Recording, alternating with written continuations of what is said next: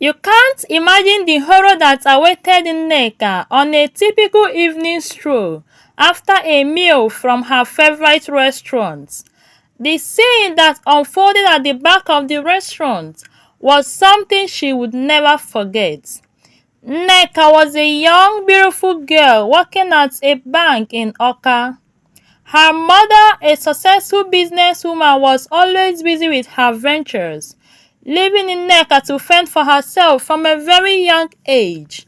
Her father, a driver, was always on the road, traveling to different states for months at a time. As a result, Nneka grew up feeling lonely and neglected. Growing up, Nneka's mother would give her money to buy food from nearby restaurants, as she was always too busy to cook. Nneka never learned how to cook, and this habit followed her to adulthood. After graduating from university, she started living alone in a small city close to her bank. There, she met Ezenna, a cute young guy who became her friend and later her boyfriend. Ezenna noticed that Nneka doesn't know how to cook and encouraged her to learn, but she refused, thinking it wasn't a big deal. She continued eating out, trying different restaurants.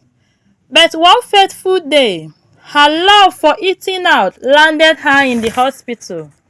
After eating at her favorite restaurant, Nneka started vomiting uncontrollably. She was very weak and exhausted.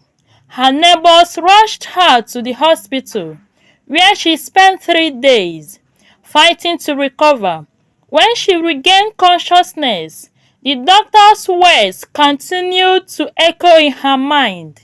Be mindful of what you eat, for health is wealth. When she was discharged from the hospital, she was determined to find out what had made her so ill. Nneka went back to that restaurant, her heart racing with anxiety.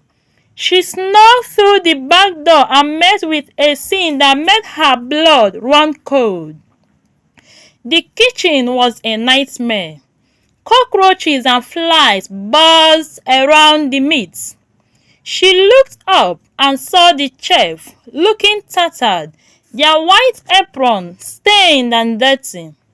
The head chef, a very fat, dirty woman with bushy armpits, scratching her bushy armpits with the same spoon she's using to turn the food. Nneka's eyes widened in horror as she watched the woman. She turned around and nearly vomited on the spot. That was the wake-up call for Nneka. She realized that she had been living in a bubble, relying on others to feed her without thinking about the consequences. She rushed home, called Ezenna, her boyfriend, and apologized for refusing to heed to his advice. She promised to learn how to cook and take care of herself. From that day on, Nneka dedicated herself to learning how to cook. She started with simple meals she saw on the internet and gradually experimented new other recipes. Ezenna was supportive and encouraging, and soon Nneka's kitchen was filled with the aroma of delicious meals. She finally understood that cooking was not just about feeding herself, but also about taking care of her health and well-being.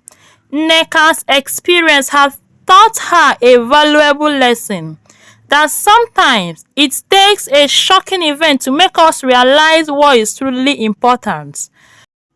She was grateful for the wake-up call and looked forward to a future where she could cook healthy meals and live a happy, balanced life.